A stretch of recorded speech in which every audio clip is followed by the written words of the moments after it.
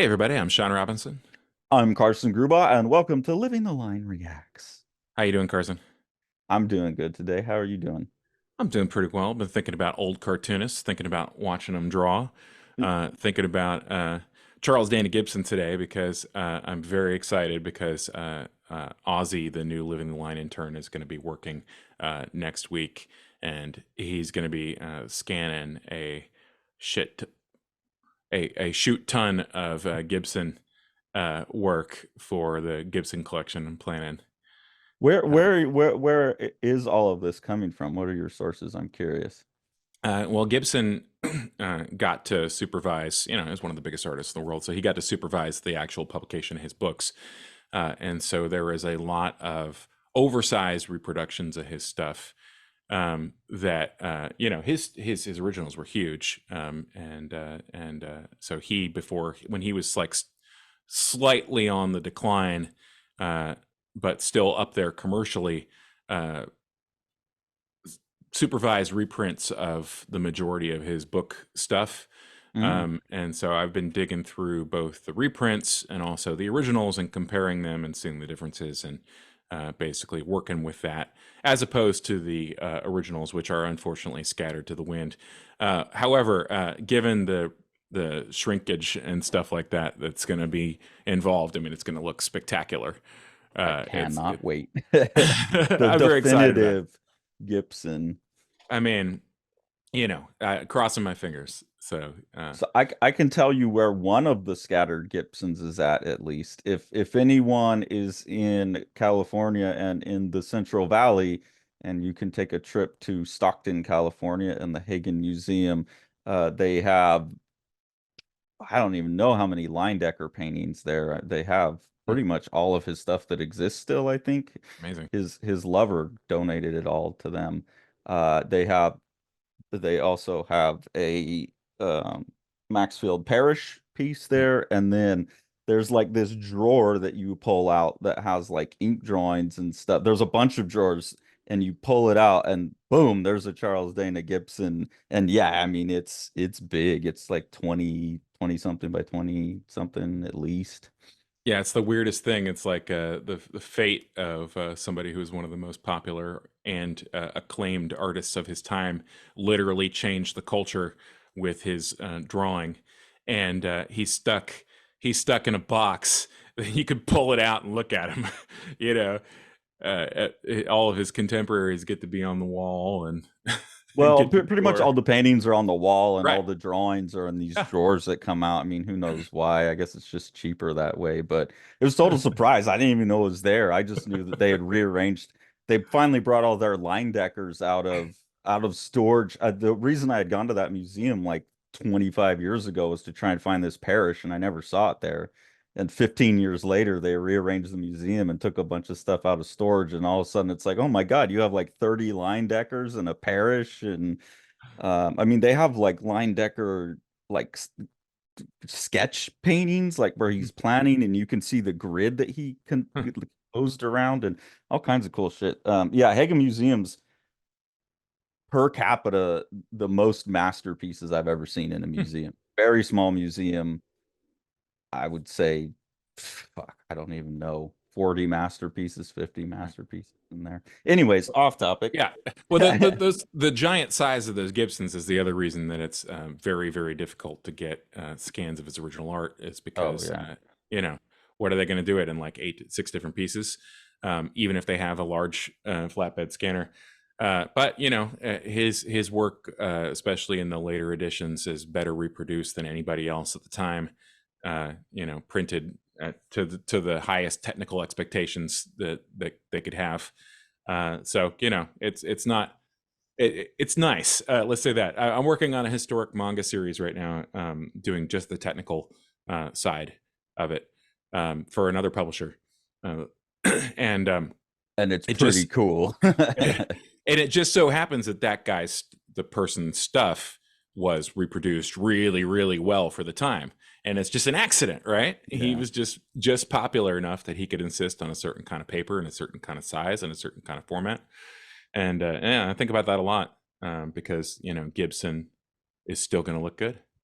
Yeah. and not a lot of his contemporaries could say the same thing. Well, a bit of a forthcoming peek into where I'm coming from. I'm going to be working really friggin' big, and we're going to have to figure out how to scan them for the ink pages on Bound. I'm going to do Nice. 18 by 24. So Oh, if I get a spread, it's going to be 24 by 36 ink yeah. drawing. Yeah, I don't know how we're getting that, but we'll figure it. Sean's like, God damn it, Carson. But we'll figure it out. Anyways, speaking of old cartoonists, let's jump to another person that has nothing to do with anyone we've talked about. Uh, but you've mentioned very frequently on the channel Hmm. the like stock, almost like stamp quality of this artist's characters, and that you can't see them in rotation. So we will take a Ooh. look at Mr. Peanuts himself, talking about being lucky to get footage of old people, older artists. Oh, he's just going straight with the pencil on this one. Yeah, so this is a demonstration drawing. So not his standard tools, presumably set up for the camera with a high contrast film. Oh, there we Uh, go. there we go. He's got Yeah, a nib pen there, direct into ink here. which would be a massive utility when you're banging out a Yeah. daily comic strip. Holy moly! Look at that. I wonder if he has construction lines that we just can't see. Although I doubt it. There's just like slight proportional differences that would indicate to me that either he's drawing at a different scale than he normally does, or he doesn't have any kind of construction. They look a little thinner and taller, the characters in the foreground there, than normal. Yeah. Do you think he was doing pencil sketches or at Oh, some for his point? strip? Oh, yeah. Yeah. At least at the, I've seen a couple pages in pencil because he actually, when he died, he had a week's worth of strips on his on the board already. Okay. Um, so those still exist, and yeah, I mean it's what you'd expect. They're very very light, rough indications, you know. Um, Pretty young in this video too, so. yeah, this is like mid 50s. Would you say? No, late 50s. Look at the drawings; those are wrong. It can't be mid 50s. What am I saying? Yeah, the nose on Snoopy's still kind of Right. different though from what you expect. Oh, we Would can you go to back that up and back let's that watch ass that one up. more time? Yeah. Let me see. With the editing, I feel like we've just kind of zoomed right by it here. Yeah, it's weird on these edited ones because you don't really see the whole process. Um, Okay, so this she's inked and he's just popping in. Yeah. is she? Ah, let me pause Yeah, it so we it's can. fine. It's hard to tell with this high contrast film and then the multiple generations here. This looks inked though here. Yeah, it does. And there's a little bit like where the baseball glove is meeting her dress. You can see like the capillary effect, like the ink like dragged into the other line. Yeah, this is a funny, like that's a pretty old face there, huh? I wish we had a more recent one. But you talk about him all the time as kind of having stock poses and Right. faces and positions that the characters exist in. And that Yeah. lets you go straight. I mean, this is Well, probably pre-planned, and then for the video, he just right. pretends like he did it all straight to ink. Well, okay, so this is actually, and once again, I don't mean this as a knock on him. I think about him as sort of he's just the cartoonist. Like look at this body here. So the body is ostensibly in three-quarters view, where he has diminution in of the feet. One of the feet is smaller and slightly elevated, so we get the indication that the body is turned. However, the body shape itself hasn't changed Yeah. at all. The face is still very very close to a stock Charlie Brown profile face. It's just that the head shape is narrower. So Yeah. it gives you the illusion of the just enough illusion of a three dimensionality while not deviating from the iconic representation. This is sort of like the Floyd Gottfredson, like Mickey, like taken and diluted down to its like most like primal primal level, you know? Yeah, and it's something that I've been leaning more heavily into lately. I'm really enjoying just composing with like circles and triangles and Right. making my figures out of those Yeah. types of shapes now. And there, I don't know, there is something about that that feels more honest. Like I think it's because all the effort in realism just doesn't match like the way most people think. And Hmm. there's something about thinking in those primary forms that communicates so clearly. And yeah, the ability to just work quick and like get your idea across instead of, Right. man, it's going to take me 2 days to lay this out and 3 days to ink it. Yeah, like look at this. Like it's immediately apparent what's happened here. Charlie Brown has drawn a comic strip that involves a bird. How in the hell can I tell that from something so small? You know, you Yeah. can see the silhouette of the bird, and then you can see you know what I mean. And it's just everything about it is communicating the intent. There's no effort like wasted on things that don't aren't communicating that. Yeah, and I think there's a lot of us like me that the older we get and our physical system starts falling apart, all of a sudden magically see the thing that we didn't see before, Mm, which is like how great this stuff really is. You know, before I'd look at it and like, oh yeah, it's like really nice drawing, but there's not a lot to latch onto. And as at least as I've gotten older, and I see a lot of cartoonists simplify as they get older. Um, you want to look at RJ draw Tintin? That's similar.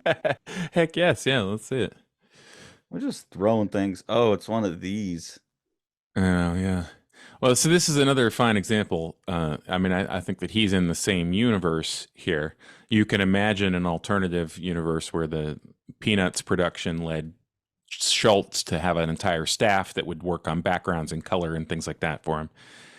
Uh, obviously that didn't happen. So the entire strip has a sort of calligraphic aspect to it, as opposed to Ergay. Yeah, but I mean when you get that first shot here, Yeah, that might as well be the start of Charlie Brown face. yeah. It's only like when you pull back and like he puts the hair on it, and so the head's not quite Right. as round Yep. that the basics move away from it. Uh, I like these ones where they film through the glass or the plexiglass. Hmm. And you get to see the intensity of their faces. I would Right. really like to see one where they're doing an expression to see if they're doing that, like contorting their face into the expression. Oh, there's the Sure. dog. Oh, see, he's got a Snoopy too. I Snowy. never thought about the relationship between those two until now. Oh, okay. And there's, Oh. yep, okay. That's exactly what I was asking for, is the artist acting it out, feeling their way through well, we've blessed you all with, is that Ergay himself? It looks that's something I didn't know I Uh, needed to see. that's a beautiful thing. All right. Oh man. Well, I this day has given us many gifts, my friend. Yeah, it has. So before we push that luck any further, thank you for joining us and watching Ergay March. Yeah, that was beautiful. Make sure to like, smash that subscribe button, and ring that bell.